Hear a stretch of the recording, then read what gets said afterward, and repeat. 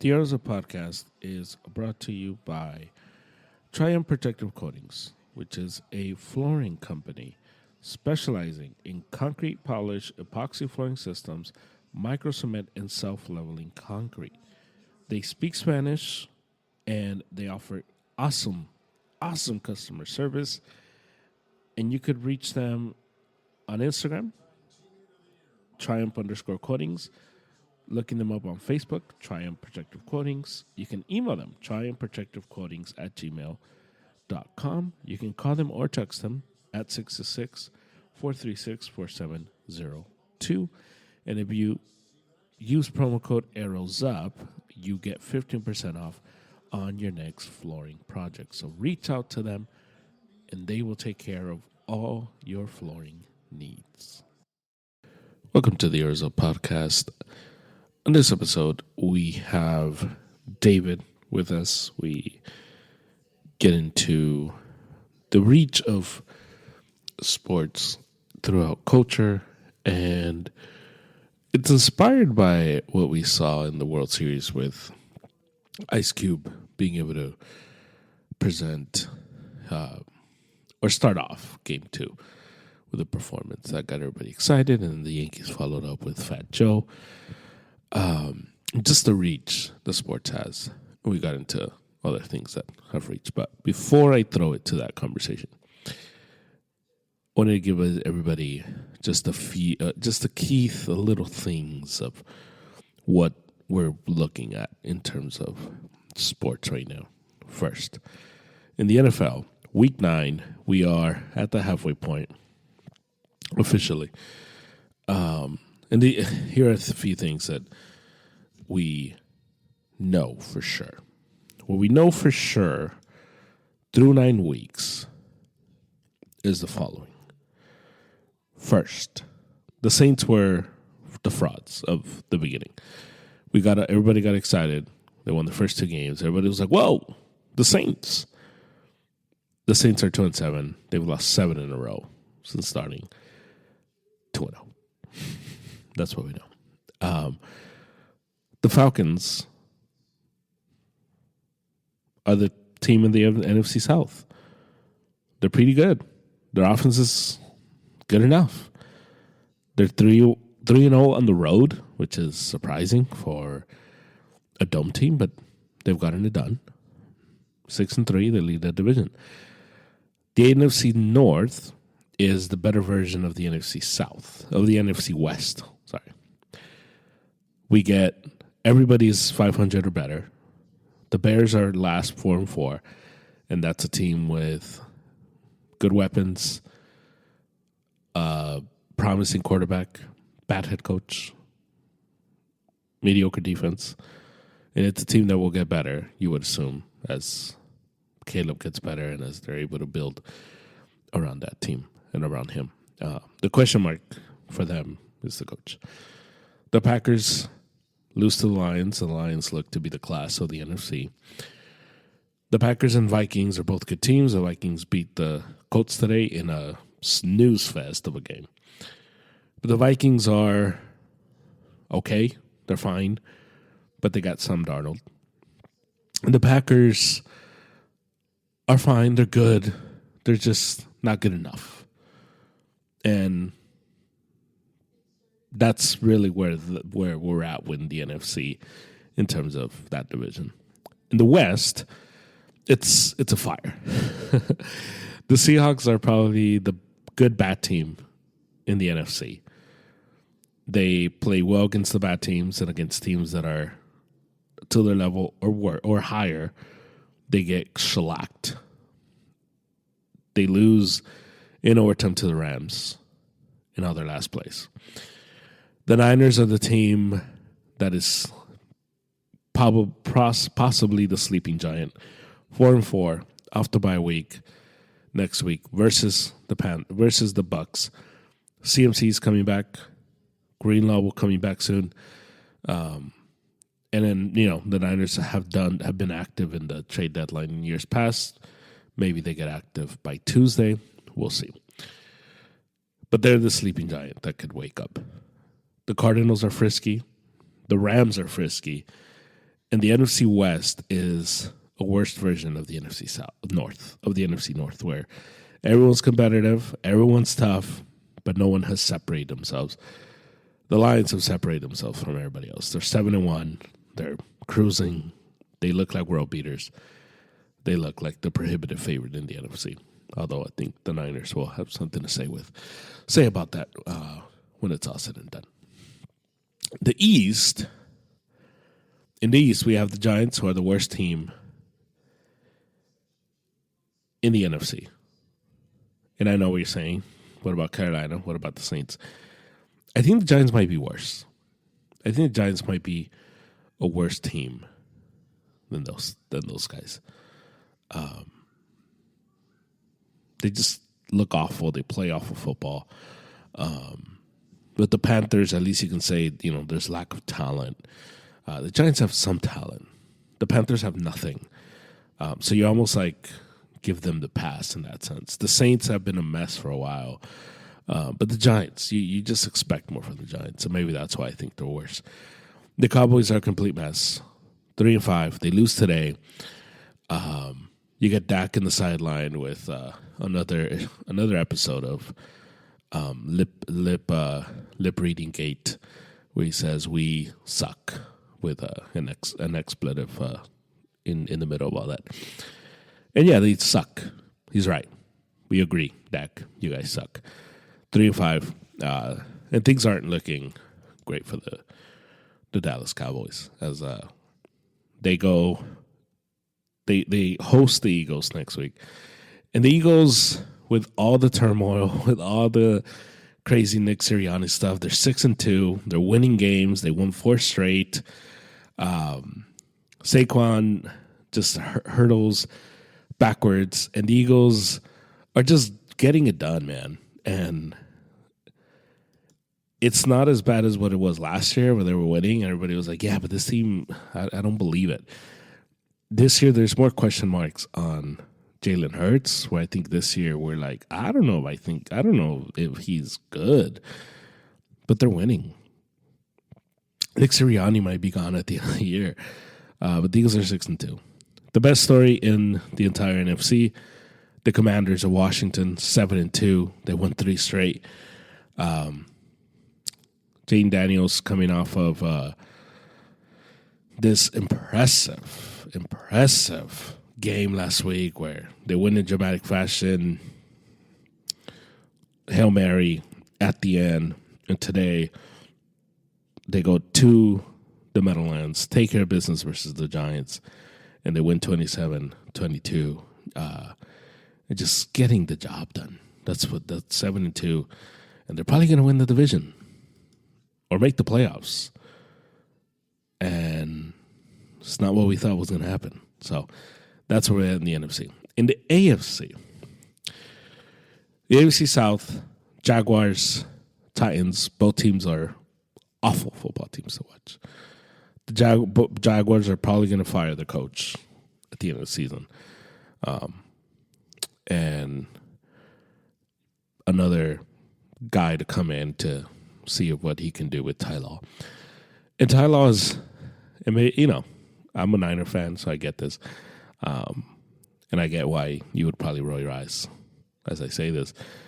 I would love to see Ty Law in a T-Law, not Ty Law, T-Law. Trevor Lawrence with Kyle Shanahan. I'd love to see that. I'm not saying get rid of Brock Purdy. That's not what I'm saying. Kind of like Sam Darnold, back up, stop and stuff. It's not going to happen, but that'd be nice.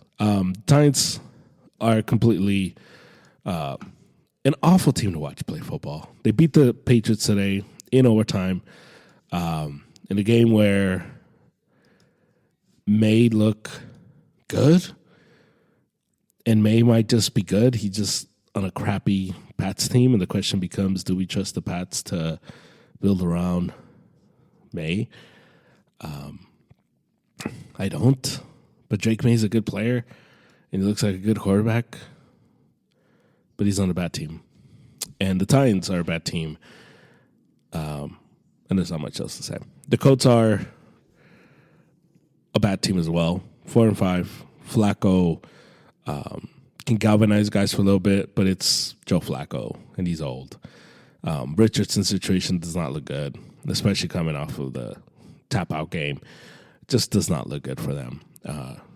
And it's too early to call it. It's too early to say give up on him, and the Colts definitely are not going to do that after spending a first-round pick on him, but not a good look. I'm out on Richardson, but, if you're the Colts, you invest in so much, you almost can't be out yet. The Texans are, it's weird to say that they're the good bad team, but I feel like they're the good, like the top good bad team, if that makes any sense. Like, they're going to have a good record, they're going to win the division, we're going to look at them and be like, I don't think they're that good. That's what they are.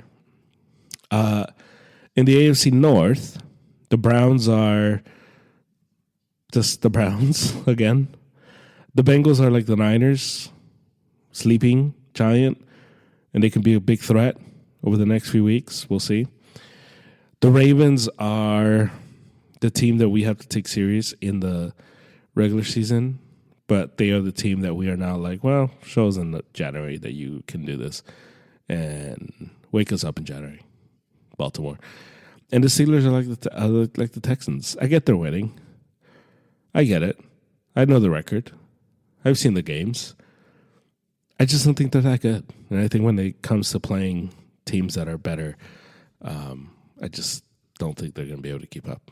And that starts next week at the Commanders, then versus the Steelers, break versus the Browns, then versus the Bengals, then versus the Browns, at the Eagles, at the Ravens, versus the Chiefs, at the Bengals. So it's going to get tough for Pittsburgh, and we're going to learn about Pittsburgh over the next few weeks. In the AFC West, the Raiders are awful. And Tony Pierce should get fired. Bad coach. Never get a coach for the vibes. As the Eagles will tell you, bad mistake. And as the Raiders will tell you, bad mistake. Difference between Sirianni and Antonio Pierce doesn't have the roster that Nick Sirianni has. Nick Sirianni had a really good roster. He had really good coordinators. And that's always going to win. Good coaching, good players. It's going to work. And the Eagles now have decent coaching and really good players. And they're going to keep winning. The Raiders don't have really good players. And they don't have really good coaching. So you're going to get a 2-7 team. The Broncos lose today versus the Ravens. But the Broncos are the team that are like, wait, they're what? And they got blown out by Baltimore today. But the Broncos, 5-4. You're like, what? They're 5-4? Really? And it's just good coaching. Their defense is good, and they have a really good coach. And that wins in the NFL. Bring in the Chargers, who are like the Broncos. You look at the roster and you say, it's fine, but they have really good coaching, and they win. And that's what's going on. 5-3. The Chiefs are 7-0. Best defense in football. Best quarterback in football, even though he's not playing like it. But they have gotten to a point where we just give them benefit of the doubt because you went back-to-back Super Bowls and you get the benefit of the doubt. 7-0. They're winning games. Is it sustainable? I don't think so. They got DeAndre Hopkins and everybody gets excited, and it's almost like people are telling themselves that they haven't watched football and they just will play fantasy and say, hey, DeAndre Hopkins, that's a name. But DeAndre Hopkins hasn't been DeAndre Hopkins in quite some time. But the Chiefs are good and they have a good defense, and if they keep the games close, they're going to figure out a way to win it.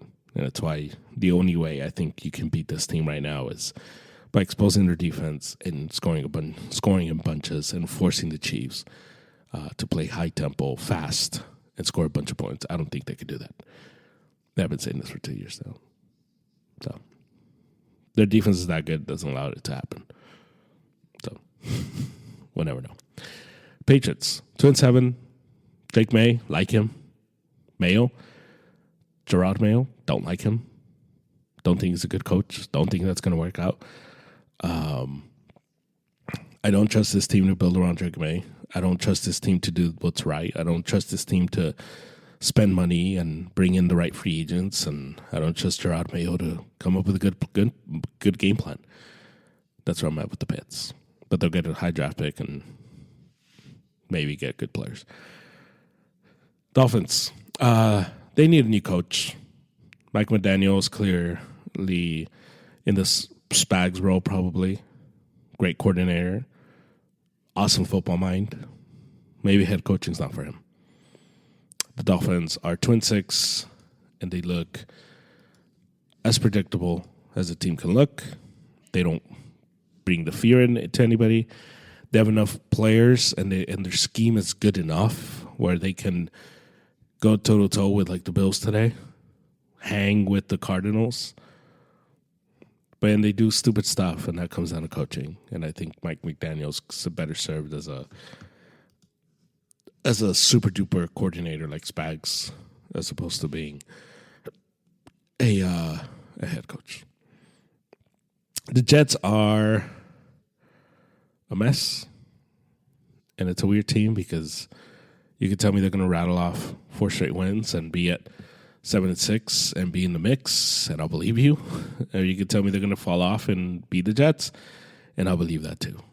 But they got the Cardinals, the Jets, Seahawks, Dolphins, and Jaguars. You could tell me that we're going to get to the end of that Jaguars game, and they're going to win 5 straight, and where everyone's going to be like, whoa, look at the Jets. Or you could tell me they're going to, go 1-4. Anything is possible with the Jets. And the Bills. The Bills, I don't know, man. The Bills are kind of like the mix of the Ravens. They're 7-2. I love Josh Allen, but it's like, let me know what happens in January. I don't trust them. And it's weird because there is no real juggernaut except for the Lions if you want to like look at everything right now. But we have to build stuff up. So the Bills, yes, Bills, 1-4 straight, 7-2. But then you look at their games that they've lost. When they lost, where they got just shellacked by the Ravens, and it's hard to not think of that. When they couldn't take care of business versus the Texans, and it's hard to get that image out of your mind. But then they figured it out today. And you're like, well, they got Amari Cooper, who didn't play today. But they got Amari Cooper, and you think of all these things, and you're like, you can make a case for them. But it's still the Chiefs division, the Chiefs conference. That's where we're at. Chiefs, Lions, 2 best teams in the conference. I'm not saying anything that's controversial. Let's talk a little speck of NBA. I'll have more for you this week in the NBA. But so far, over the first 7 games or so, some teams have played 7, some teams have played 5, 6, JJ Redick is a good coach. Lakers are 4-2. Pretty good start. 3-0 at home. Like it. Digging it. The Warriors have a deep roster, and they're using it, and it's working for now. But it's only 6 games in. The Suns look good. They have a good coach. Good scheme offensively. I like what I'm seeing from them. I wish there was a way to get rid of Bradley Beal, but there's no way. John Morant looks good. But Memphis might be just 500 team. The Clippers are bad. The Jazz are bad. The Blazers are bad. The Spurs are fun. Chris Paul, Wemby, a lot of fun. The Thunder are really good. Really good. And the Nuggets might miss the playoffs. They might miss the playoffs. They're really bad. The Bucks, sound the alarm on the Bucks. 1-5. They look bad. Giannis talking about leaving. Denver, Porter saying this might be the last dance for them. Yikes. Sixers, 1-4. Embiid assaulting a reporter. The vibes are not great in Philly or in Milwaukee or in Denver. Not good at all. LaMelo Ball is a problem, and he should be traded by the Hornets. He is failed with the loser stench. Might be a loser. Might be. The Hawks are a lot of fun to watch. They have a lot of fun wings. I like watching the Hawks. The Magic. Paulo Banchero had an amazing 70-point turnout, and then he got hurt. And now he's out indefinitely with a torn oblique. And that sucks because he's a really good player. And it looked like he was taking the leap this year. And now we don't know when we're getting him back. And that sucks. The Celtics are really good. The Cavs are really good so far. So far through 7 games. Lesson: you got a good coach, good scheme, you're going to win games. You got a bad coach or a tired coach or a washed coach, you're not going to win a lot of games. That's where we're at the NBA. Soccer? Can we kick it? I think we can kick it.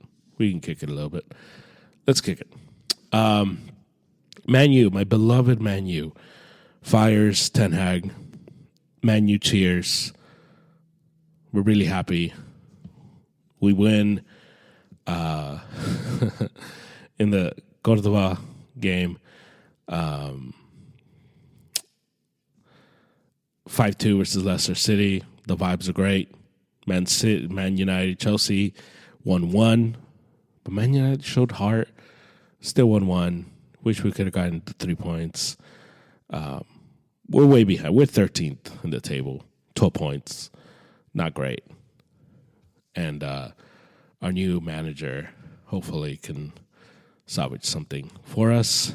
Hopefully he can be just what gets us to something better.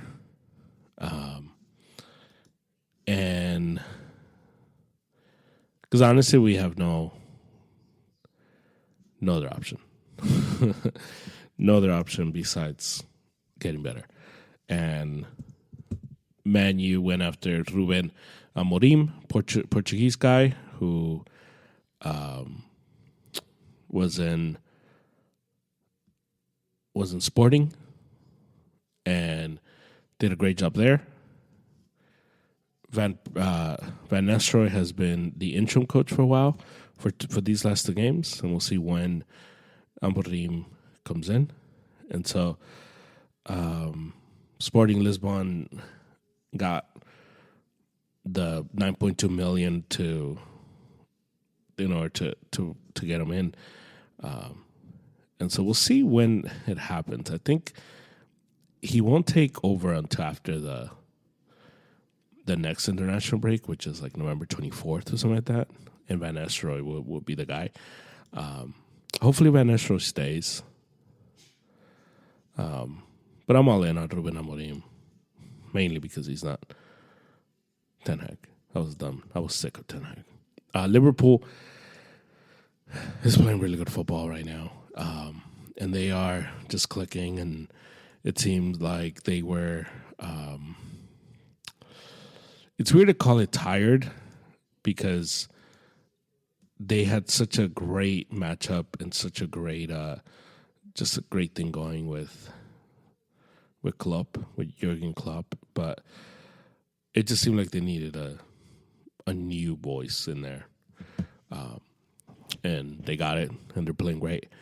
Man City's Man City, although they lost yesterday 2-1, but Man City is just a machine with Pep there. Nottingham Forest is having a great start to the season. Chelsea, even though they're tight today, they're playing really good football, united football.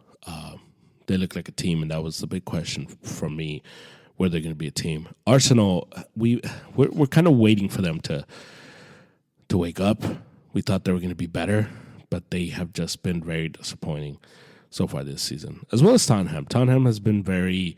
Tottenham is like the opposite of Arsenal, where Arsenal we're expecting more. Tottenham we're kind of like, whoa, you're here. And next year, the expectation will probably be higher, especially if they're able to get it within the top 4 or top 5, and they're able to play in Europe, and all of a sudden they get some momentum and all that. So that should be interesting. But from 3rd to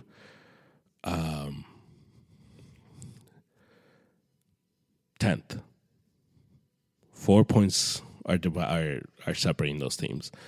So a lot can happen. And if we want to extend it to United, 7 points separate 3 to 13. So United's still in there. A lot of football left to play. But, we're going to see we're going to have to see some urgency from these teams in order to get back in these European races. In La Liga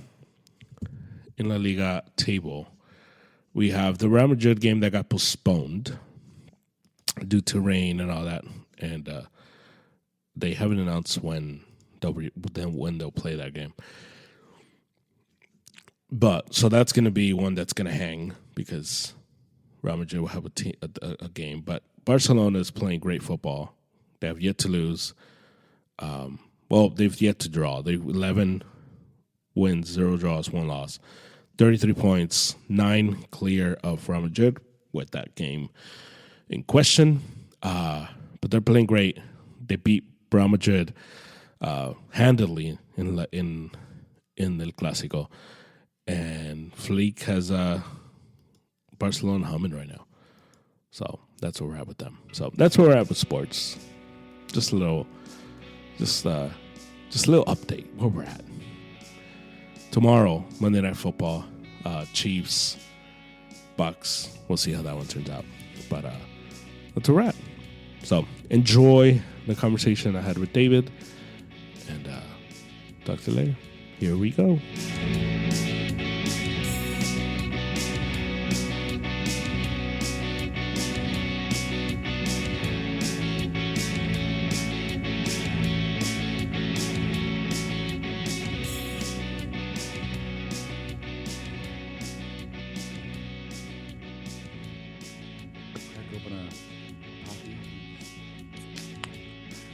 There you go. They don't sponsor us. I just like them. Just saying. Just put that out there. But they can. But they can. I would not turn it down. I'm just saying. Poppy, hit us up. Talk to our people. Yeah. Which is us. Yeah. We are our people. Just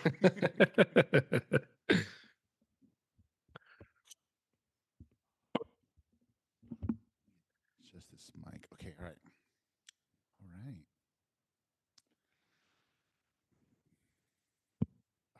It's been a minute. We didn't do last week. Yeah, we didn't. Well, you did like an extra one with Harry, no? Or like a midweek one with Harry for the World Series? Yeah, I guess so. But why didn't we do last week? I don't even know why. I don't remember. I think we were gonna do like one with Yumi and Harry evening that day. Yeah. And as the day crept by, I was like, "Were we gonna record this morning?" And then I read your text and I was like, "Oh, tonight." And then I had something going on that night. Yeah, and then it fell through. Yeah. That's right. Yeah, but we're back, man. We're here. So true. That's good. Yeah, I didn't record on Monday because I was waiting to see what I was gonna do a World Series one, and then it just got too late. So I was like, I didn't want to throw off the recording schedule Monday, Wednesday, Friday. So I'm like, I'll wait till Wednesday, and then we just keep rolling from there. Yeah. But yeah, it's been an interesting few days here in LA down here because everyone's in just complete Dodger mania. Like bro. Every the notes on Instagram, like in the DMs, everyone's like go Dodgers, whatever. It's Dodger this, Freddie this. Like I'm like, Yeah. Yeah. And I've been catching some of the games. Like I was watching on Monday. Hmm. I was recording and we had the game on. We had the Dodgers and the Lakers on too. So we were watching both. Right. Um, but I was just like, dang, bro, like it's just it's one of those times where like the sports are all playing at the same time. Right. At least like in the pros, So Right. Yeah. Yeah. Yeah. Yeah. yeah, because like we're watching, the Dodgers, they won, and then the Lakers couldn't finish. And my But the buddy Lakers was, look good. they do They have a that, and coach. that's one thing I wanted to ask you about because like I've been seeing posts about it, and You know how nice it feels the to have a coach, the man. the the ball movement before they actually take a shot, like just the passing. And so I was like, Bro. so I wanted to ask you about JJ, but yeah, no, but you seem like you're, I'm all in. all right, cool. I didn't want to Yeah. say, but I was like, is he all in or not? Because Yeah. like, I drank all the Kool-Aid. I drank the okay, good. Kool-Aid. Oh my Because when gosh. he first got hired, he had like um a super impressive press conference. And Right. he said all the right things and all that. And Stephanie was like, I'm in. He's gonna be a great coach. And I was like, huh, okay, all right. Right. Because saying it is one thing. Yeah, Like yeah, you do expect a young, hungry coach to come in and be like rah rah this and that, right. and And then so it's like, I was well, asked, like, oh, yeah, what do you think of JJ? And I was like, I mean, I'm a Laker fan, so yeah, I want it to work out. Yeah, but right. And I remember I asked you too, and you weren't like, I remember you said you're like, he's not my first option, but like right. it could be worse. So you're like, you were like at Yeah. a no man's land where it's like, I want to succeed. I hope he succeeds. Yeah, I wasn't like, oh, this is a terrible Right, right, hire. It was just right, my reservation after his press conference and after like, because he had like a pod with LeBron that he right, did. My reservations were, okay, is this like a guy who's been doing podcasts for a while, he's on TV, he was on First Take, he called the NBA finals. So is this a guy that knows how to talk and is like just smart at talking to the media and knows what to say? Or is this a guy that's like about it? And that was my reservation. Like, I don't know if this is right. just the dude that learned how to talk to the media in his time in the media. And after game one, I'm watching game one. It was a Tuesday, so I was at church. And so after service, I just peeped at the score real quick. And then the Lakers were up by like 10 or 8. And I was like, oh, because we hadn't won a open Opening season game, yeah. My opener brother was telling me. in I was like, wow. forever. And it was against Minnesota. Minnesota's, one of the favorites to get out of the Right, West. right, And I was just like, and I saw it and I'm like, whoa, okay. And I got home and I saw the end of it. And I'm like, dude, we look good, man. yeah, And so I just rewound the game and I just saw the whole thing.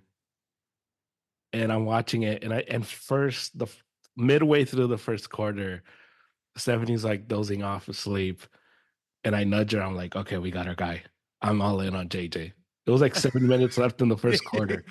And I'm like, I'm it because he just had the right temperament. He's walking around. He's right, not with pro sports. It's tough because you can't be like the crazy disciplinarian because these are grown men and they're right, making a crap ton of money.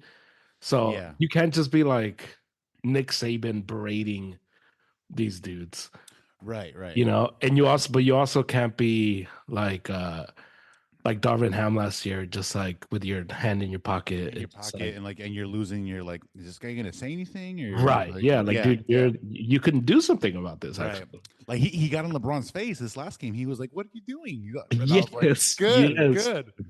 So he had just the right temperament of he's talking to the refs, he's doing the whole thing. And then the game that you're mentioning on Monday versus Phoenix, LeBron sucked, and we lose that game because of LeBron. But he walks up to LeBron and kind of just gets, and you're like, "Oh, you're not afraid, like, Yeah, yeah, dude, let's go, man." So yeah, I going into the season, like we talked about it with Garrick, I was just kind of like, well, I mean, it's gonna be the same as the last few years. We right. limp into the playoffs and see what happens. And not that I think the Lakers are going to win the title, but now I'm like, oh, I'm gonna like watching this team. And Yeah, even if like we, don't win the title, because I mean, I don't think we're winning the title. But sometimes you just want to like the team. You want to like watch the team and like the team that you're watching. And so I like this Laker team. yeah, I like everything about it. So it's been a very pleasant surprise watching the Lakers over the first four yeah, games. So yeah, yeah, man. that's been super cool. But yeah, here in LA, I've never seen so much Dodger gear. And not to say that like Dodger fans aren't passionate or any of that, because they are, but you could, if you were dropped here and you had no idea what was going on, you'd be like, okay, everyone here likes the Dodgers, huh? Like this is Yeah, Dodger town. And so it's been cool. It's been cool to see everybody just kind of rally around. Um, yeah. and whenever the parade is, I'm sure that's gonna be nuts too. Oh, outrageous. Yeah, yeah, man. When we were watching the game on the Dodger game on Monday, we were my buddy was like looking at the two rosters of Dodgers and Yankees, and he's like, man, he's like, the Yankees are good. He's like, but he's like, I don't know if it's just me, but like outside of like Aaron Judge, he's like their players kind of look like just like normal dudes, like in Yankee uniforms, you know. Right, right. And then he's like, and then the Dodgers, you have like Mookie, like almost like movie star vibes. Like, 'cause he got like his little chain, he got his drip. Otani's like the Japanese like Clark Kent. He's just like, Right, right. and then I forgot who was pitching for the Yankees, but I'm like, bro, that could be my uncle out there on the mound, like. But Yeah, that's the weird thing about baseball. It's like they're like athletic, but it's like some of them just look like normal dudes, right. and they happen to have like amazing hand-eye coordination, Yeah, yeah, or they can pitch like super well. It's right. crazy. So Yeah, yeah. It's been an interesting World Series just from the standpoint of watching just people be excited about the World Series. And hmm as somebody who watches baseball just all the time, I remember doing a final thought with Harry sometime in August or July. And I remember telling him like we need this World Series. Like we, right. as much as I hate the Yankees, like we need a Yankees Dodgers World Series. And it's I'm not gonna say that it's lived up to the hype because the Dodgers have like controlled most of it, but Right. it's been super exciting to see just both coasts kind of go at it and Oh yeah, get super into it because bro. The Fat Joe jokes, you with the oh someone said Ozempic, bro. the That was Ozempic Joe. dude. Well, it's because New York found themselves in a very tough spot because Oh Ice Cube, like the songs Ice Cube sang, are very LA specific, but yeah, cool LA specific. yeah, Uh, and he was able to like when he sang "Bow Down," you can make that into like kind of like a anthem slash diss track of the Yankees. But New York doesn't have a rapper that has music like that. Because all right, the New York anthems are like the Jay-Z New York one or stuff like that. right. But it nothing would have been the only thing I said that they could have gotten what's his name? LL Cool J to do the I'm bad because he Yeah, can kind of change some words and make it a right, right. Yankee Dodger thing.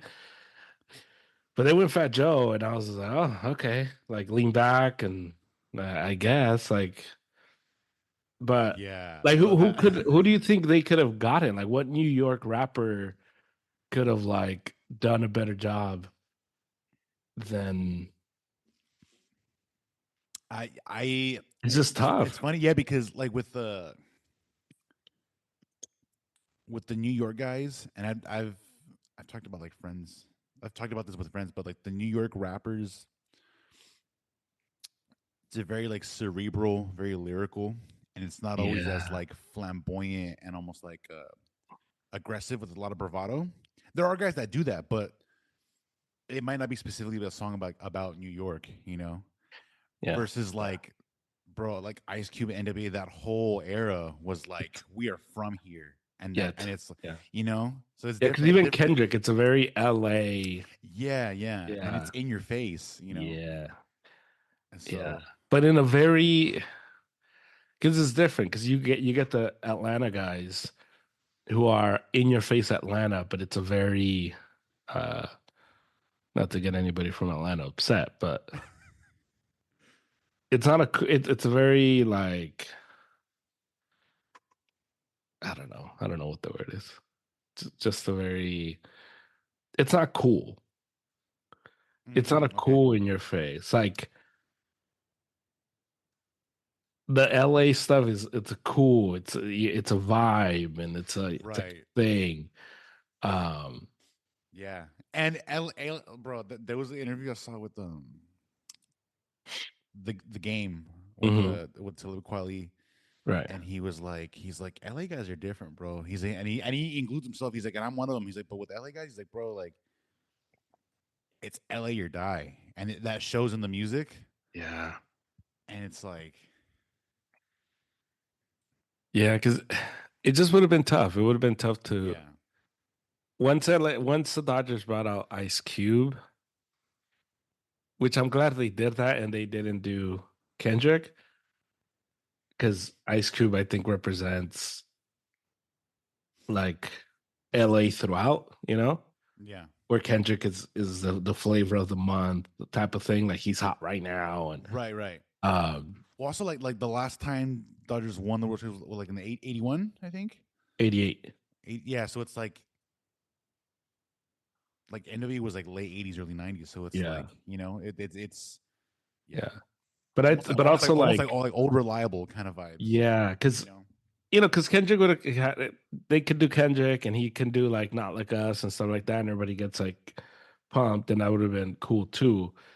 Um, but today was a good day. It was so perfect. It was yeah. so perfect to like like the sun was still out. It was a beautiful It's like the Saturday. quintessential like throwback Yeah, moment. Like yeah. You got the Yankees kind of rocking to it because like you because can't the hate. Yankees are like, all right, like, yeah. And I remember during like the whole the East Coast West Coast like rap beefs, like some people were saying like because obviously like rap originated in New York Hmm. with those guys. Hmm. And so during the beef, like the West Coast would always say, "All right, well they like originated it, but we took it to a whole new level with the West Right, Coast." And so right. it's like, and you see that in the music, you're like, you guys got to rock with it too because it's just that good, you Yeah, know. So yeah. Because yeah, if you go down the line, I mean, 50, some people are saying 50 Cent. I mean, I like 50. I just, what song what two songs are you singing that are getting to that place? I don't, I mean, maybe you can do Wanksta, or maybe you can do that, kind of switch that up, put a little baseball thing to it. Um, Jay-Z, I just didn't see it. I didn't see how he was, besides him singing New York. I don't know how you're gonna go toe to toe yeah. with Ice Cube. Nas would have been an interesting I would choice. say Nas, but Nas is also like he's that cerebral guy that I'm talking about, where it's like Yeah, he's got the bars yeah, for the rap connoisseurs, you know. yeah. My pick would have been LL Cool J, just because he has the music to kind of do what he did. It sounds good, and he's both lyrical, but also like it sounds cool. You It's could have also done a good time. Rakim. Rakim would have been an Yeah, interesting choice. But then you get all these guys that have kind of become uh like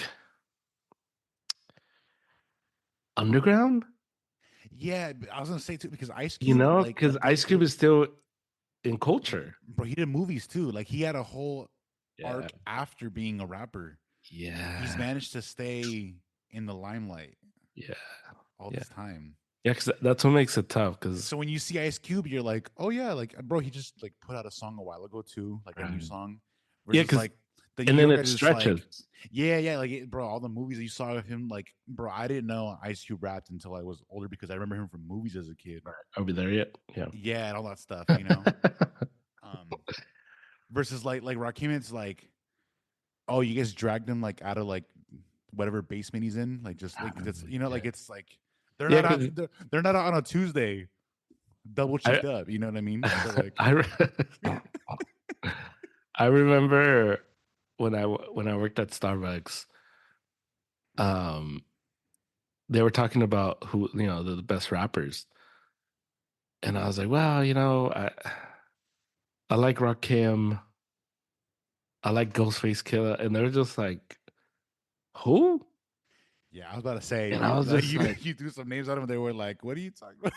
and I'm like, like you guys for real? Like, because they were like on the super mainstream, list. And I was like, you guys don't know who that is? And they're like, no. And part of me was like, well, then you guys can't be talking rap. Like, come on. Like, what? Yeah, Like, because they were doing like the Biggie, Tupac, stuff like that. But I'm like, if we don't know who these guys are, right.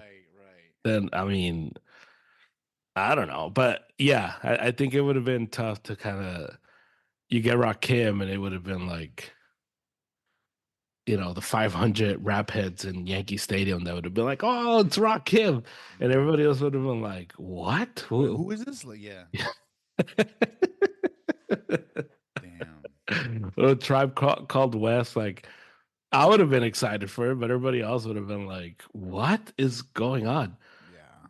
So, yeah, man, New York had it tough. But once Ice Cube came out, I was like, "Oh man, Like, the how do you follow Yankees, that? Like, yeah, they should have just gone a whole different route because they put Fat Joe in a very tough spot yeah, because there was nothing he was gonna do that was gonna like be better than Ice Cube. yeah. At least not. At least not. At least not Fat Joe. Right. Yeah, that would have been. Yeah, Garrick story was like, he's like, we got Ice Cube. Y'all put Fat Joe out there. He's like, there's levels to this, bro. Come on. That would have been. Yeah, it would have been. It would have been super tough to kind of do that.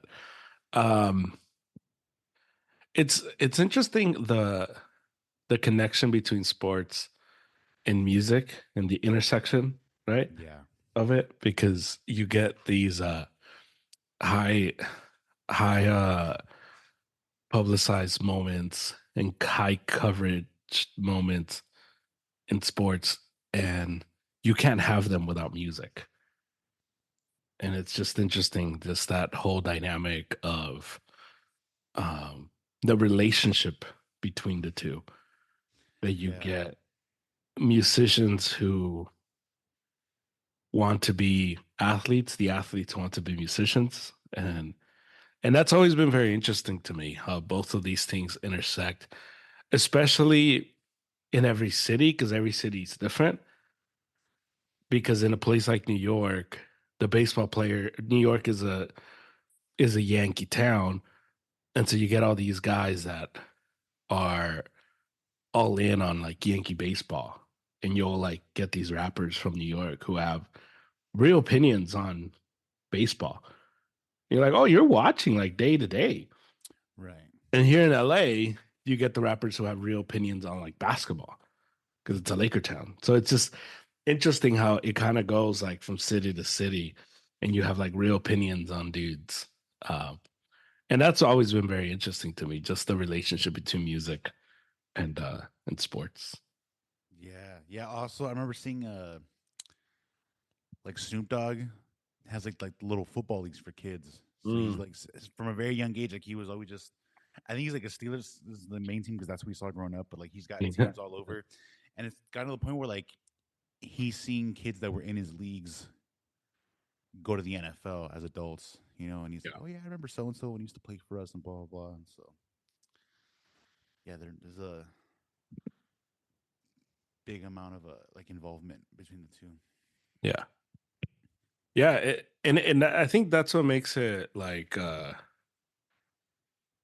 that's I think that's the what makes sports such a cultural phenomenon because you see it in football now with the Taylor Swift stuff. And Mm-hmm. you can hate the Taylor Swift stuff. My little brother hates like anytime the Chiefs are on because they show her. He's like, oh, nobody cares, blah, blah, blah, blah. And it's like, well, somebody cares because they wouldn't if nobody cared, they wouldn't be showing her. Yeah, I bet the So guy it's in charge like, of jersey sales is like, we gotta keep doing this. yeah. So it's interesting how and you get like the culture that speaks in in sports. Like it's like I saw it with the Red Sox this year had one of the players when one of the fans got on him at home, and the fan was criticizing this guy, and he turns around and he calls him a gay slur, and so they do a big thing. They suspend him for like a game or two, or whatever. Um, but then that guy's jersey sales like became the number one for like 2 weeks. You get like Nick Bosa this week after the Cowboy game, he has the MAGA hat.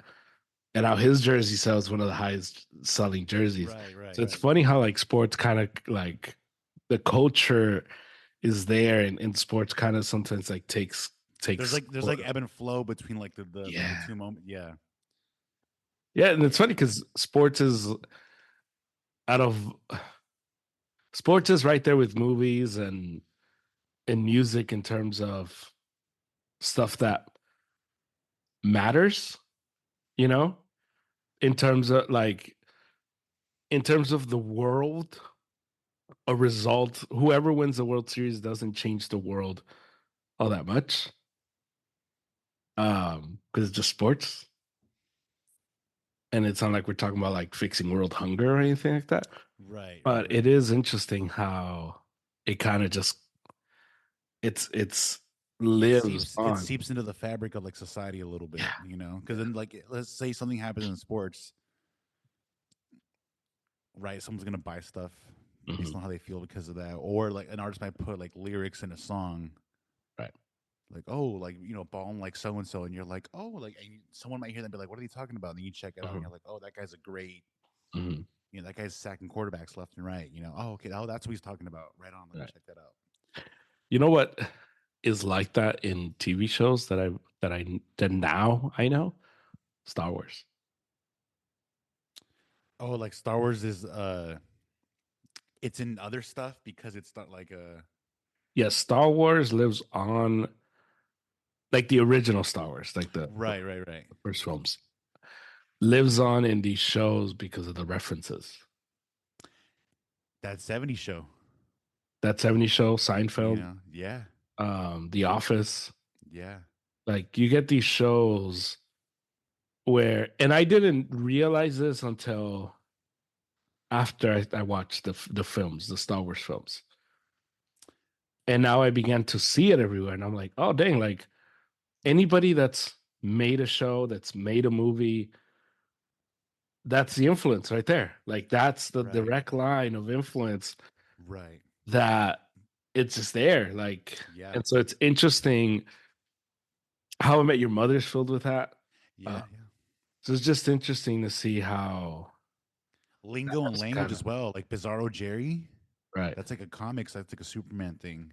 right, right, right, And right, you might right. not know unless you know the comics, and you're like, oh yeah, Superman's got a villain named Bizarro. That's like the opposite, and you're like, what? So Yeah. yeah, So it is interesting how that kind of works out in terms of culture because I didn't realize how not that I didn't think Star Wars was huge, because that's, I mean, that beast. But the gravity of it and the extent into what it got into. Right. Yeah. Yeah. Yeah, Yeah. yeah, Yeah. yeah. No, it could, Because dude, it's yeah, it it's crazy. extends, and it's like, oh, all these people like it. It's like when you'll hear dudes from bands talk about, maybe not now, but I remember when I was growing up and they would ask other bands, like, who were your inspirations? It was, I don't remember ever hearing a band not say the Beatles. Yeah. And you'd be like, wow, really? Like the Beatles? Oh yeah. And it was like some metal band. They're like, yeah, the Beatles inspired me. Like, you don't play anything like the Beatles. Right, right. But it's just like, it's interesting just the reach that The reach. some of these things have. And sports has that with culture. But Star Wars definitely has it with like movies and TV shows, Yeah. to an extent that I never realized. Yeah. One of the modern day things where you see all the reach is memes. Since memes are just so like fluid, I would say you can make them about anything. You could put Right. anyone can sit at home and so like for most moments, like bro, like that clip of like Tom Brady like crying, like talking about his dad. Yeah. Like they'll make memes now where it's like, oh, like it might be about the Yankees, like hey, like who owns you, and it's like oh the Dodgers, they like oh, like that's your dad, you know what I mean? Like so they're just Right. it's all over, and you're like, so I'll be seeing memes, and I'm like, oh, we're really doing this like with everything, I'm seeing like George Costanza pop up as like a meme, and I'm like, do people know about like Jason Alexander as George Costanza? But they do. It's a huge show. I didn't know how big Seinfeld was until I started talking like to you guys about it and just like other friends at school because it was just Yeah. that late night show that was on, Right. and it's like, oh, bro, like they're like, dude, Kramer, like it's you'll see it in other stuff too, where like characters. What The Office is like that too. Yeah. And I was watching this interview with Josh Allen this week, and they asked him. They asked him about some, like, I forgot the exact question, but he started talking. He was just saying like, I'm not superstitious, but I am stitious. And the woman interviewing him was like, "What was that?"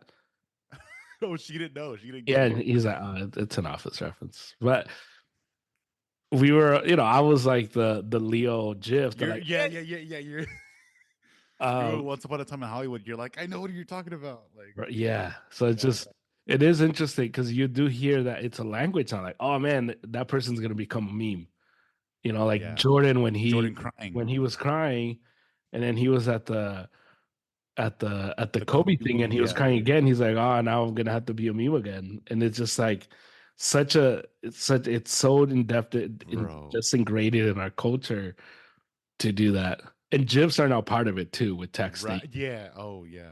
and all that. That if you're able to find a good GIF, like, it's just Bro, this. the Adrian Broner one. Shout out to Adrian Broner. Like, Oh oh my man, god, I'm getting man. cooked. Like, dude, Yeah, I'll be saying that to my friends, and they might not know, and then I'll show them the clip, and I'm like, bro, this guy was a boxer. He was pretty good, but then he just started getting knocked out left and right. the And can man. yeah, yeah, and they're just like, and now they see it, and like they once they see his face with the glasses, and they hear me Yeah, say it, they're like, I know what you're talking about. And I'm like, yeah, dude, yeah, yeah. Adrian Broner was such a funny guy. yeah. He's like, oh, the can man, because anybody Oh my can get gosh. it. Oh I my god. had a coworker that she was, when I was working at the jewelry office, and she was like always super uh like combative and all that. And I was like, man, you're I'm gonna call you the can woman. And she's like, what does that mean? Like, you're the can woman because anybody can get it. And she's like, Right, oh, I right. like that. You making that up? I'm like, no, Adrian Bro. Bruh. Like Always- the have you heard of the like my hands are rated E? Like they're rated E for everybody. Like Yeah, yeah, yeah, yeah, yeah. and I'm like, oh dude, that's great, man. Rated E for everyone. Oh gosh. Yeah, so it is interesting, these things that kind of seep into the culture, and they have like such a far reach to everybody, really. Mhm. Anybody that's willing to participate in them.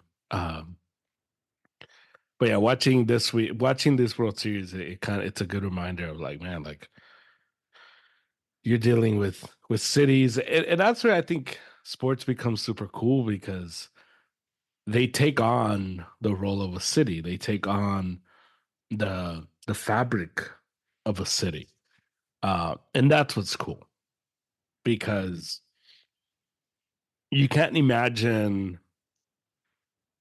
like you think of like the Oakland A's who Oakland who's about to lose the A's, and you think like, man, like I could never see that happening in LA. I could never see the Dodgers being like, all right, we're moving, like, Right. or the Yankees leaving New York because they'd be like, what, like, or the Yeah. Lakers leaving Los Angeles. Like it just doesn't make sense. It almost like would not be right for the world if that didn't if those teams didn't exist in their place. Right. It's crazy not knowing that um like with the Dodgers and Lakers, like yeah, I could never see it. I'm like, bro, Right. but maybe you saw it a little bit because you're like a couple years older than me, but um I've always thought I'm like, bro, how did the Rams and Raiders like how did that go down? Because like with the Raiders, like I think that's like a match made in heaven. Just all like the In Latino LA? fans in LA, and they were there, and like even my dad was like, bro, like Raider football was like Right. all the rage. The players were cool, big Yeah. personalities. Um, Yeah. and then it's like, oh, and they left, so it's weird Hmm. because it is a bit like a big city where like um the fans are passionate. Right. Right. I was too young because the Raiders left here. Were you 90 or 91? Raiders last year in LA was 93 or 94? they were here 94. Yeah. So I was this says December of 94. I was just entering the United States December of 94. Oh, gotcha. So so yeah, I wasn't here for that. And then the Rams,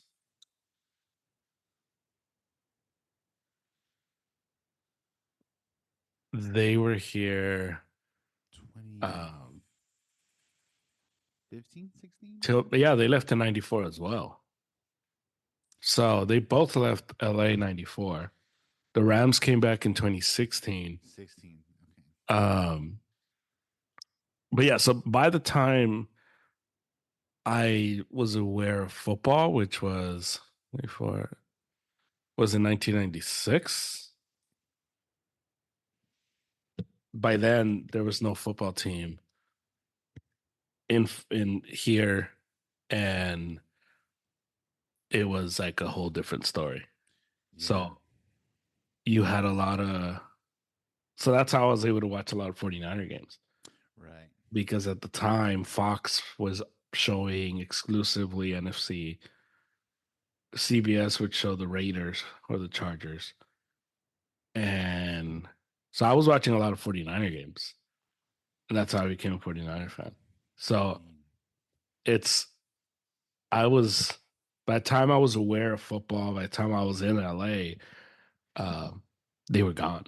So that's how when they came back and there was that whole and we've talked about this, like that whole thing of who you're gonna root for. It was like, well, right. That and yeah, that's what I tell people because I'm like, bro, there was no team when I was born, and so growing up, and like in school too, like you're talking with your buddies about football specifically.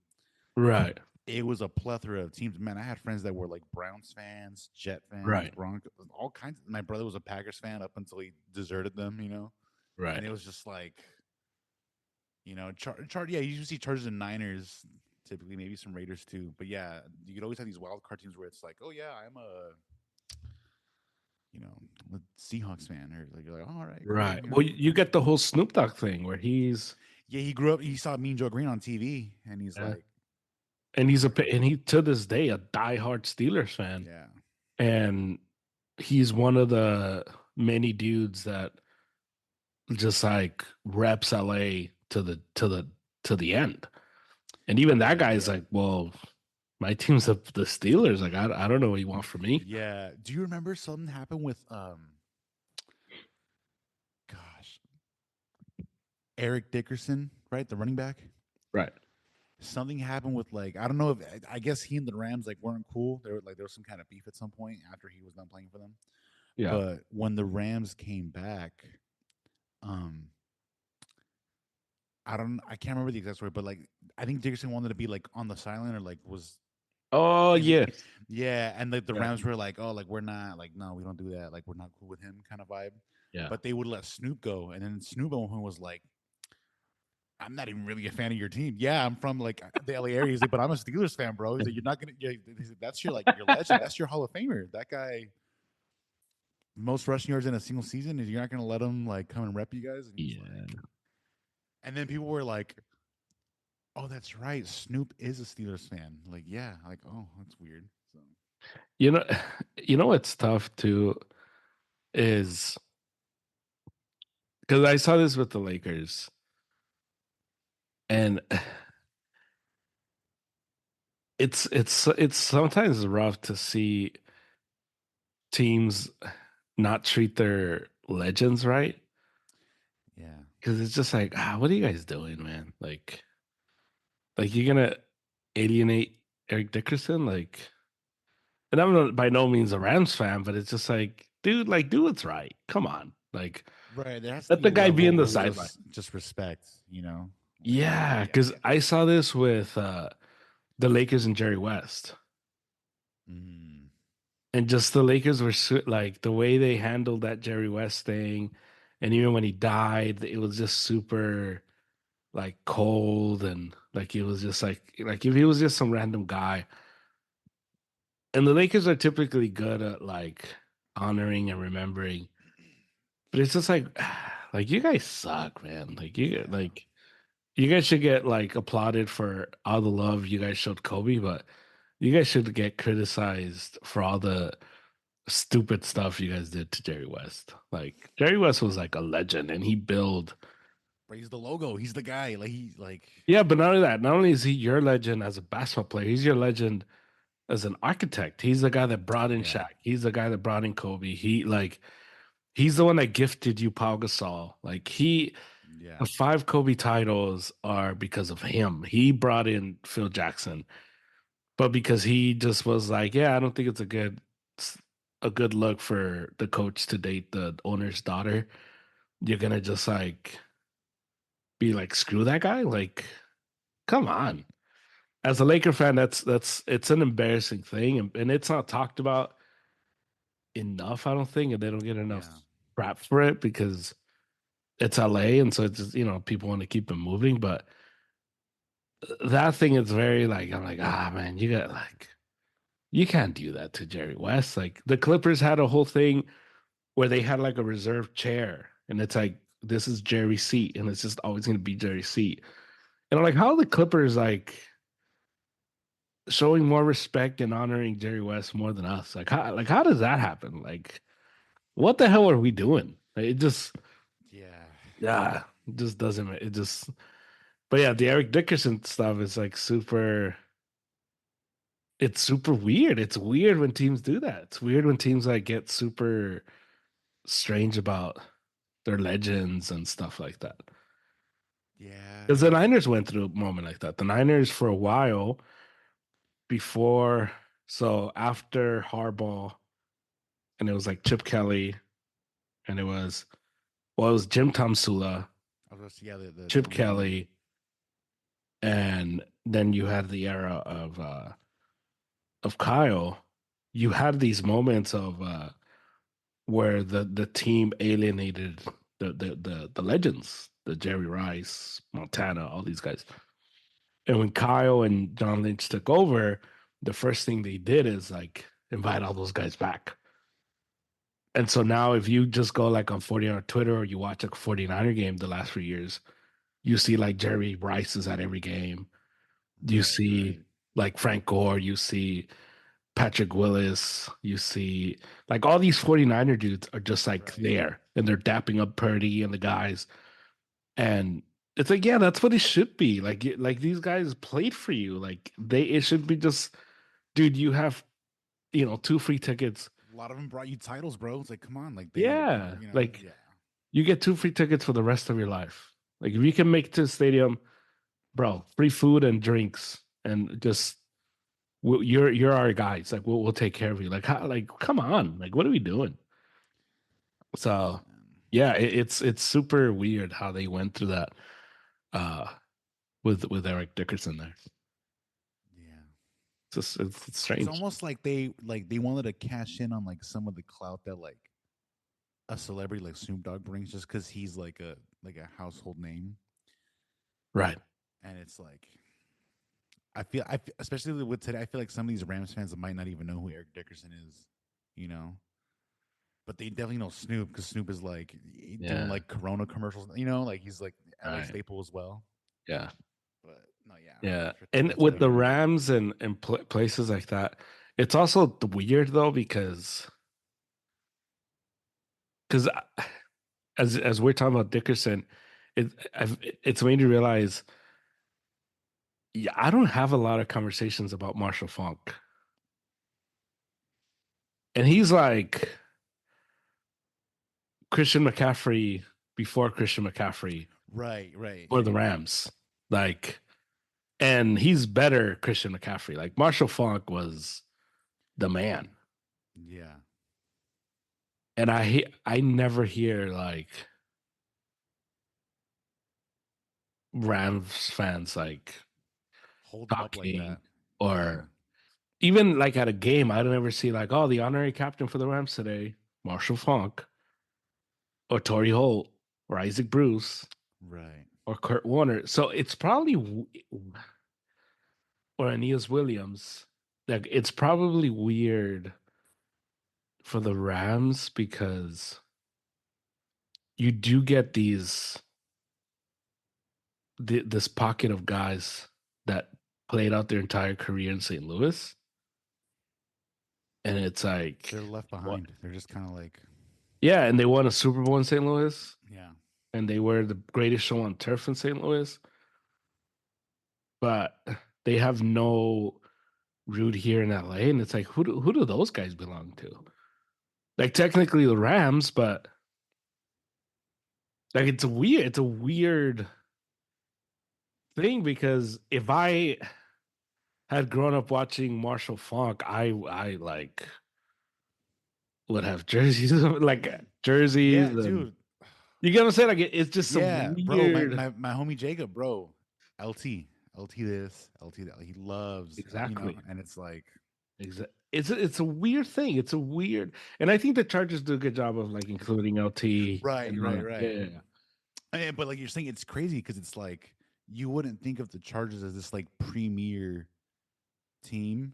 And right, San Diego, like it doesn't have like the LA kind of, but LA right. is like, bro, you would think they would do a good job of that because it's like, there'd be such a market if you were to hold them up in that Yeah, respect. like we're gonna And honor the 1999 Super Bowl team. Like, right, yeah, because I was one talking. of them's gonna go out and flip a coin with Right. Cooper Cup. It's You know just what I mean? Like it's so weird. I was talking to my little brother, and he was asking me like about Christian McCaffrey. And he was like, "Oh, like who's another guy that reminded you of Christian McCaffrey?" I'm like, "Oh, Marshall Falk." And he's like, "Oh, like who did he play for?" I'm like, "Oh, he plays for the Rams." And he's like, "Oh, like he's who like, was when was better?" this? What Yeah, era and I was was it? explaining to him like, like long time ago, blah blah. And he's like, "Oh, who was better?" And I'm like, "Ah, Marshall Falk." He's like, "What?" I'm like, "Yeah, like Christian McCaffrey's amazing. He's a superhero. Love him, and hopefully he comes back and he's the hero of our season." But Marshall Falk was a better running back. He was a better like Marshall Falk did everything McCaffrey does better, and he was just like, "What?" He's looking at you like you're crazy. Like, there's no way, bro. There's no Yeah, way. and Like, part of it was like, how have I not heard of this guy?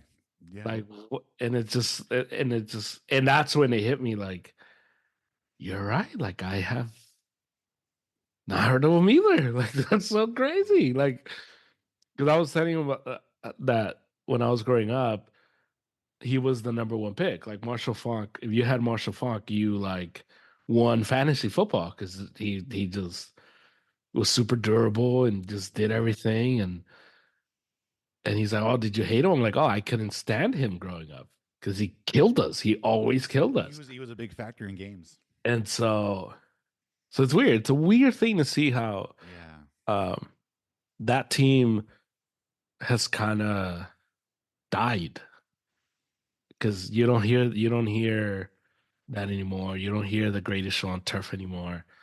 I think Detroit last year they were saying that they want to be the greatest show on turf, and I almost cringe because it's like, and I always hate it when I'm pinned to defend teams I hate, because it's like I remember the greatest show on turf. Like, don't disrespect those guys, but also like, how dare you get me to defend the greatest show on turf? Like, I hated those guys, but don't compare this. Dude, honestly, you know what might have something to do with it is I think they get a little overshadowed because of the Pats at that time with the You think dynasty. so? Yeah, because the same thing kind of almost happened with like the Seahawks when they won that first Super Bowl, 2014, Right, and it was like, oh, Legion of Boom, that blah blah blah. And amongst football people, about like the Legion of Boom and that era yeah, of Seahawks football. right. But with the Pats knocking them off in that second one, it's like it's almost an instance where there never was. Like there might be an alternate universe where like the Seahawks maybe win 2 or 3 bowls, And I Right. feel like the Also, it's like Rams, they were the one hit wonder. yeah, and like the Rams, like get the greatest show on turf, amazing numbers, super fun to watch. If they win that second Super Bowl against the Pats, things maybe pan out differently for that organization in St. Louis. Because then you're like, it's cool to win a Super Bowl, but to get another one, like Nice. it's different, you know. Because you see a lot of teams that get a Super Bowl and like they're just chilling, but the dynasty thing, like it there are Yeah, levels to it, maybe. because anytime I like you see like the what's it called, what's the show the NFL does, like the America's Game, where they do like Yeah. the like you see all the Pats ones and they love talking about the Rams, but it's almost like in a joking manner where it's like, oh yeah, the greatest show on turf, and then they really milk the story of like Brady being this young guy that just, Well, it's because I don't think and they have people. stars, they have like the Rams have stars, but it's I don't. like the story kind of took over. I don't think people remember. I don't think people remember how big of an upset that was Because because they see what Brady and the Pats became later. They yeah, see him as a juggernaut, and it's like, because that, I don't think people realize the magnitude of that game yeah, because I was that was what 2000. I'm locked in 9-year old watching football, locked in. And no, 2001. That's 2001. 2000 was the Ravens, yeah. So I'm locked in 10-year old watching the Rams just beat the hell out of my Niners over and over and over again. And I remember we were I lived in San Bernardino at the time. And it was a much better school. So they had like their announcements, but it was like a whole media team and they would Okay. record you and all that. And I remember I had it signed up to be the sports guy. Dang, that's sick. Yeah, because they had dude. There's a whole like alternate universe where I stay in San Bernardino, and I go to these like really cool schools. Anyway, um, and I remember I had to do like this thing, this like Super Bowl preview thing. Little preview, little breakdown. Yeah, and it was Friday, and I was like, the Rams are heavily favored. They're gonna win this game because Tom Brady's a good story, but the Patriots can't But score. he's a rookie. Like it's like, bro, that's Right. But it was just the Rams, the Patriots aren't going to be able to keep up offensively yeah, the with the firepower. Rams. Yeah, And they're going to need a masterclass performance on defense, which they got. And the next, I come in Monday, and I'm like super happy Monday because the Rams lost, and I'm like, yeah, I was like, they got beat the whole thing, but it was super shocking. And maybe you're right, maybe because they only win one, that team gets forgotten. But yeah, man, it's a weird thing to see that It's team weird. It's disappear. like they stole the juice from them. Because think about it, during Yeah, that 2 3 year period, you're still calling them the greatest show on turf if you're watching right, football at that right, time. right, right. But it's a And they kind never of a got back. Yeah, they never yeah. got Like back. you know you always talk about guys that just look at like the stats on a sheet and it's not the Right, complete story. It's like there's a whole right. story there, but on paper you're Yeah, they're thinking like the opposite of it. yeah, like you Yeah, only just saw them, but it's like all this stuff happened when they were a great team, you know. yeah, yeah. Yeah, Rams, it's yeah. hit us up for a consultation. We'll even give you the we're not fans of your team discount, but we'll hook you up on how to treat your I legends. will, just give us the Snoop Dogg treatment. Yeah. It's so strange that team has like disappeared. Because if, and I'm just saying this as someone who like just watches sports. If I had a team like that only won a Super Bowl, but it was like I would be talking about those guys like all the time. Oh yeah. Like the 2007 Red Sox are like that. 2007 Red Sox, they won the title and they were like amazing and they were like built correctly and they win the title. And it's a team that I always remember, or the 18 Red Sox. And whenever during these playoffs, actually, when the guys or Stephanie or whoever wants to take shots at the Red Sox, like, oh, when was the last time you guys were here, huh? When was the last time you guys made a World Series?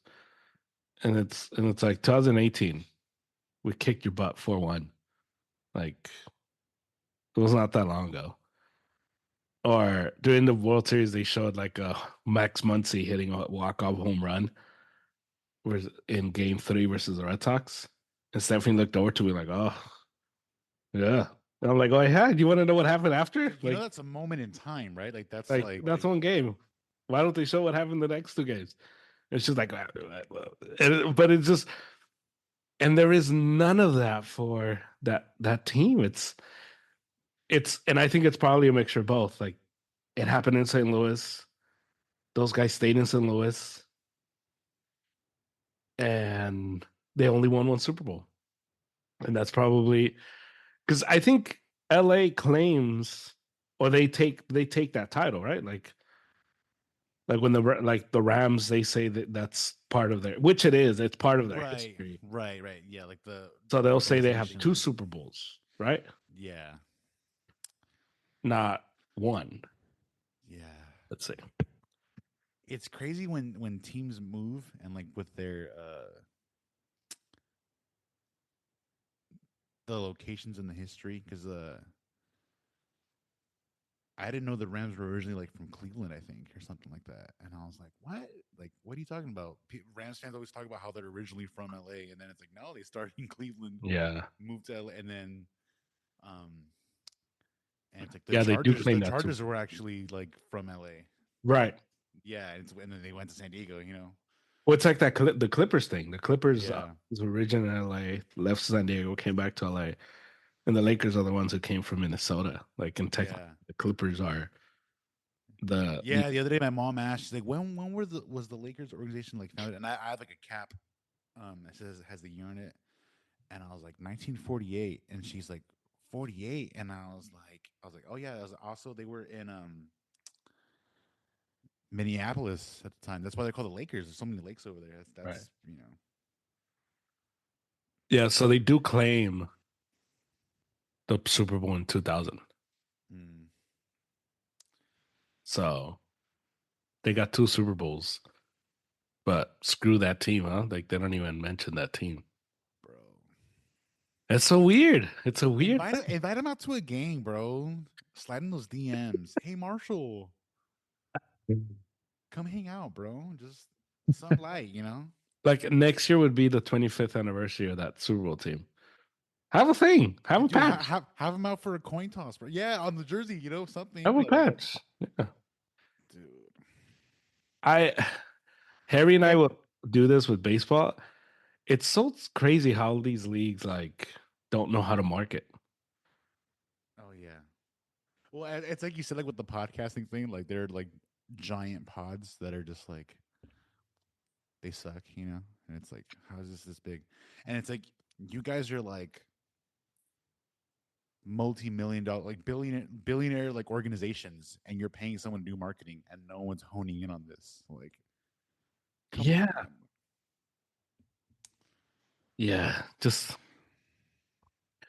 it doesn't make sense. But I'll tell you what, when I went to St. Louis to see the Killers, people in St. Louis hate Stan Kroenke. Hate Stan Kroenke. And they hate the Chiefs. So for them to become Chiefs Because fans, that, it's like yeah, can't do it. And they hate Chicago, so to become Bears fans, can't do it. So they that area of Missouri yeah, is like exclusive baseball town. dang, Because I remember walking and asking, and they're just like, "Yeah, we hate the Rams. We hate Stan Kroenke, but by definition, you hate the Rams." right. So it's just like, dude, that sucks, man. Like that's tough. But I'm guessing with Mahomes being just better, I'm sure their hate for the Chiefs is less. So yeah, it's an interesting thing. It's an interesting thing how that those teams have completely died and forgotten. Been thrown to the wayside, man. Jeez. Yeah, yeah. It's does that happen with music? Like, are there artists that you think like, dude, what happened to the like? Not so much what happened in terms of music, but like, why did people forget about these guys or girls? Yeah, between the two, I think it does depend on the person because there are definitely some people that just want to be left alone, you Mm, know, and yeah, they yeah. just and then this was I was gonna say something about Marshall Falk a little bit, but I think I saw his like a football life, and the opening like monologue was a teammate of his talking about first meeting him, and this teammate joined the Rams after the Greatest Show on Turf kind of vibe. Mm, So Marshall was a little bit older, right. and he's like, "Yeah, I was in the locker room, and I see this dude changing into his uniform, and he looks like, for lack of a better term, like unimpressive, like just like a normal dude." You know, like he's not like Marshall, this. Like Marshall is. Marshall looks like that. Like he's not this like physical specimen. Yeah. And then someone leaned over and was like, "Bro, that's Marshall Falk," and he's like, "Get out of here!" Like what? Like that's, you know, and because because like he's just not built like that, and he's like a very quiet kind of guy, you know, almost Yeah. like Barry Sanders esque. Right, And right. so with musicians, you'll have that where it's like, bro, like if they've had their couple minutes of fame, they're like, bro, I just want to be left alone. Mm. But you will see artists that go out to award shows, and so, but I feel like it's the balls in their court for the most part. Like if you Yeah. want to, you just have to be out and about, and like someone will pick you up and be like, "Hey, Right. man, come present this award at," you know, or it might be like a some kind of anniversary, and they do like a tribute to you, and it's like, yeah, man, come on out. Yeah. But yeah, most I feel like with artists, like they're because some of them are big figures like that, and they've dealt with the whole like paparazzi kind of vibe. They're like, dude, just leave me in my house and just, Mm, you know. yeah. And you know, you'll meet like session guys that they're like, dude, this is great. I played on Thriller, for example, and no one knows what I look like. No one knows who I am. Like you have to like go like to the liner notes Yeah. to see who played whatever instrument. And they're like, I can go wherever I want. I'm making money because I was on that album. And it's like, But if you're an artist, it's like, dude, Jay-Z can't go to the corner store. You know, he can't walk with his daughter. He can't just, So those guys, they tend to maybe just want to chill. Right. What's And probably why people like baseball players are probably the best type of, or even some football players. yeah, Like Fred Warner was saying how he'll go to the store and because he'll wear a helmet, so it's not like you're what. right. And so he'll saying that like people sometimes recognize, and then that's what he's like. That's when like the fans. And so Right. even he was saying that his best interactions are the people that are super low key about it. So he was saying how there was this guy, he was at the grocery store and he was like, whatever, getting fruit. And so the guy saw him and the guy just kind of like came up to him, pushing his cart, and he whispered, he was like, hey man, huge fan. Love what you do. Go Niners. And just like super low key. And Fred Warner was like, my guy. And he like gave him the Yeah, fist. just like, yo, bro, have a good day. Like, Yeah, and it was just like he's like, I love that. Like it was yeah, like he didn't draw attention to me. And so it's probably like the best world, like the musician who's making a bunch of money because he played, but nobody knows who he is. So he's like, gonna go to stuff. yeah. And he's like, dude, I can, and if you were to meet, like, let's say that guy, that musician's in a grocery store, and there happens to be a guy that's like super into music and knows who's on what album and whatnot. Yeah. If that guy sees you, he's also gonna give you the Fred Warner, like, hey man, like, Right. Right. love your playing. Yeah. Have a good one. Just wanted to come say hey, you know. Yeah. But yeah, that's man. Yeah, I feel like with some athletes, like they can kind of pull that off unless they like being in the media and talking a lot. Right. But with musicians, I feel like it's rough because there's so much like depending on the artist, there's a lot of like the sex appeal with like the music stuff where it's like Mm. you might have like a cover where like you're on the cover and you're wearing this and you're wearing that. Right. Someone like a David Bowie, like he's a character, you know what I mean? And so Yeah. if you're on about, people are gonna be like, "Oh, bro, that's David Bowie," or Right. Right. that's Tupac, if you were around. But it's like with like if you play, you know, Yeah, because but even like if you're the drummer of the Killers, I think that guy can do whatever. yeah, Like I don't know how many people are stopping him and being like, "Oh my god!" Like, right. I just saw a clip yesterday of a drummer, like a street performer, a drummer yeah. playing to a Chili Pepper song. Oh, I saw that video. Yeah, and Chad Smith's just watching him, and and Chad Smith's kind of just like just vibing, smiling, and it's like, dude, that's sick. Yeah, on Twitter, the caption that I saw was like, "Imagine you're playing basketball in front of Jordan and you don't even realize it." Right. Yeah. And it's like, and you hit like a dunk, you hit like a nice shot, Yeah, and Jordan just gives you like the ding, little thumbs up. yeah, And you're like, and then you're thinking you're like the McGregor. You're like, who the hell is that guy? yeah, You're like, oh, yeah, oh, yeah. So yeah, music is probably more different. Yeah, because if you were to see Ronnie Vanucci with the Killers, drummer, you think like just the normal middle-aged white guy. Just right. like I don't know if you're. Usually, like the lead singers have that kind of vibe. Like, Yeah. Brandon Flowers looks like someone famous. So or you like try to, Adam Levine, like Maroon Five. You're like everyone knows Adam yeah, Levine, and it's like who plays yeah, bass for Maroon Five? You're like, bro, I don't know. I mean, I like the songs. I stream the songs. yeah. Yeah. It is, yeah, it is different. Um, yeah, and or even now because you'll get sometimes the like when I worked at Starbucks and you had the girl from iCarly show up. Oh, I remember you told me. Yeah, your coworker was like smitten, and you're like, oh, okay. Yeah, I was like, she's not a celebrity, and then we got into the whole thing. Right. um, and my sister's when I told them the story, they were like, "Oh, if so and so shows up, you gotta take a picture."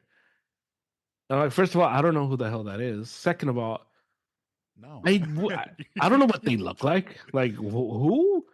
Right. Oh, is this person on like TikTok? And I'm like, I would not know who they look like. Like, what are you talking about? Like, there's Yeah. 0% chance I would recognize who these people are. Like, the only reason why I knew who the iCarly girl is because I didn't live under a rock. Like, you Right, right. seen was it Miranda Cosgrove? You Yeah, know, you like, probably saw like your siblings watching the show in yeah, passing. You're like, oh yeah, and she was in school. She was in School Rock. School Rock was like a pretty like big movie. yeah. But she was just like, oh man, like take it. It'd be like me being like, hey, like if you see Jordan Farmar at Chick-fil-A, let me know. Hey, text me so I can pull up, and then And you're gonna she'd be be like, like, who? "Who's?" Like, Yeah, and she was like, "Wait, who's Jordan Farmer?" I'm like, "That's exactly my point. exactly, Like, exactly. what do you like? You tell me to like look out for some random TikToker? Like, what are you talking Yeah, about?" dude, dude. Yeah, yeah, it's weird. Yeah. Um. So the Rams, just to close this out, they need to embrace the '99 team. I'm gonna reach out. I'm gonna reach out to Eliza to put some heat on Angel about the '99 Rams. I'm his Bro, people for prayer. He's my people yeah, for pressing. they Um, gotta rebuild those bridges because if the Eric Dickerson thing is any kind of indication, it's like it's what else just is going on behind the scenes if that guy's not even like welcome there. I don't know. Like just come on. yeah. I'm pretty sure in like 15 years, the Bucks are still gonna be talking about the Brady's Brady's illegally run. Yeah. because they still talk about the Super Bowl they had with what was his name, Brad Johnson or whatever his name was, the quarterback, Yeah. and Warren Sapp. Like it just there's no way that Rams team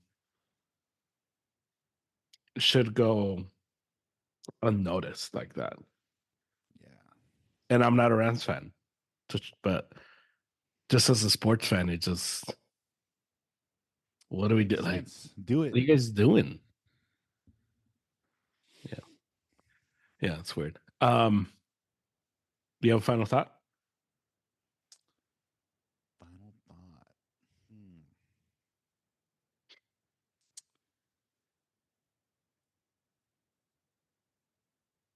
I don't.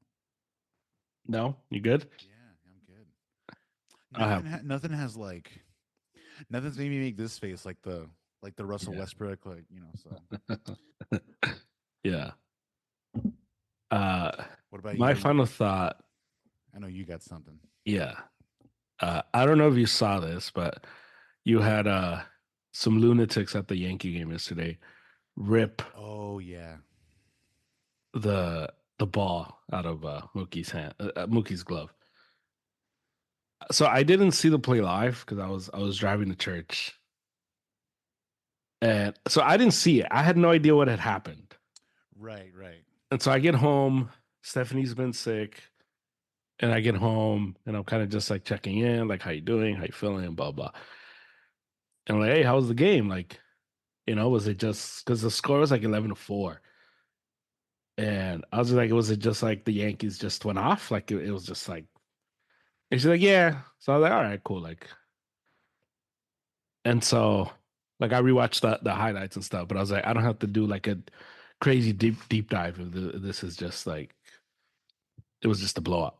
She's like, yeah, it was just a blow up. She's like, yeah, but and then some guys, This thing happened like yeah, yeah, and she, not that she underplayed it, but it just when she told me, it didn't seem like something ridiculous. It was just like, yeah, like Mookie tried to, she cut the ball, and some fans were trying to take the ball away. So I just thought like, oh, he went into a stance to get it. He grabbed it and fans were going for it. But I'm like, oh, that's normal. Like I've seen that. Like right. that happens. Like that should Baseball happen. fans being baseball fans. Yeah. Yeah, yeah. And it's like that's their job. They're at home. Don't let Mookie catch the ball. Makes sense. Uh, which is the opposite of like I thought it was like kind of like the what happened at Dodger Stadium with the Padres guy. He goes in and the fan like, and I'm like, oh, okay, cool. It's I'm on Twitter and I see the play. I'm like, what the hell is going on? Bro. And if you haven't seen it, I'll post it Yeah, yo, yeah. on the Arrows Up Instagram so anybody can see it. But I couldn't believe it. I had never seen anything like that. Mookie grabs the ball and the dudes are like holding onto his wrist. They're jam opening, forcing his glove open to get the ball. And they look like typical New York, like Your you cousin talking Sal from to the me, deli. You know what I like mean? Like, yeah, yeah, dude. What, bro? When the other guy grabbed Mookie's like wrist, like his hand, like from here, I was like, it's not bad enough. You're reaching into the glove after it's already caught. Like, bro. Because okay, dude. And they got the guy out of there, right? Like they ejected yeah, him. yeah. Yeah. Um, Bro, I want to hear what that dude has to say, bro. Like, how do you? so I thought it was hilarious. I thought it was one of the most outrageous, And they're ridiculous just things cheesing. Like that guy is like he's like I had stoked ever to be there. seen. Um, Oh my gosh. and and obviously you get the people that get like super crazy and super weird, and you get the like, Like super heated. Like, oh my gosh. Like, yeah, these guys are embarrassing and blah blah blah blah. And it's like, yeah, should you do that? No, no. you should never do that. That's awful. We're not condoning it. But at the same time, these like Dodger fans that are like going nuts over it, it's like if this was the opposite, if this was some Dodger like lunatic doing this, you'd be like, hey, whatever. Bro, you'll see Dodgers throwing hands with Dodger fans Right. at Dodger games. You're like, Right. let's not stand on some kind of like high horse Yes. Yeah. So that's one. Um, two, it's not like they grabbed Mookie's jersey. It's not like they threw a punch. They were just like legit trying to like get him to drop the ball. Should they do it? No, but it's not like here. this guy on Twitter was like, "Oh, these two guys assaulted Mookie." I'm like, "Assaulted? Like, Bro. calm down. Like, chill. Like, it wasn't that deep. Like, it's to me, it's just like ridiculous. It's just, Dude. it's almost like a prank. Like like it almost seemed like there's no way this is real. Bro, Like, this is straight up. This is some like Kramer and Newman type stuff. Like yeah, just like the Keith Hernandez kind of vibe. Like right. like they call These him Mookie guys, a pretty boy. You're like, bro, just chill. yeah. And then they get taken out of the game, and so they get escorted. They're suspended for game 5. So I don't know if they have like season tickets or whatever, but they get kicked out and they just go to the bar next door and they ask them, like, dude, what's going on? And this is their quote: if it's in our area, we're gonna D up. That's what these guys said. If it's in our area, we're gonna D up. So it's like typical, like they care way too much, like ridiculous. Um, And then the other quote is someone defends, someone knocks the ball. We talk about it. We're willing to do this. So these guys were all about it. They were all about like being there. And this is what I have to say. I'm not saying this should be happening, I'm not condoning it any way, shape, or form. But all I'm saying is this: fans like this who are super passionate, maybe a little bit over the top, maybe they do stuff that's like, dude, calm down. But these are the fans that create the chants. These are the fans that create the atmosphere. Without fans like these, you don't get the atmosphere and the fun of it. Right. So if you're gonna say that these type of fans are an embarrassment, blah blah blah blah, what they did was ridiculous. But let's not act like they threw a punch at Mookie or Mookie's life was in danger or they threw like beer at him. There was none of that. It was clearly these two like dudes, these two bozos that are just trying to get the ball. And they get too excited They just started holding Maybe his a few too many cold ones. Yeah. I just That's it. There was nothing malicious going on. There was no like intent to hurt Mookie. They just wanted the ball. So that needs to be the first thing. Pump the brakes on demonizing these guys to that level. Two, if you're a Dodger fan and you're like, oh, well, world's reversed, you're cheering too, because Yankee Stadium was like cheering for these guys. Dodger Stadium would be cheering too. And three, these are the fans that create the atmosphere at stadiums that get everybody excited and everybody riled up. And so you need fans like these. You need the guys that are going to take it and care way a little too much. But these are the fans that are celebrating. These are the fans that are happy. These are the fans that when you go to a parade, they're chanting and they're creating the atmosphere and they're doing they're the way. doing Like they're all these things. So, and the last thing, I don't know if you saw this, but Gronk, they showed the video to Gronk this morning. He was on the Kay Adams show. And he says that those are his college friends.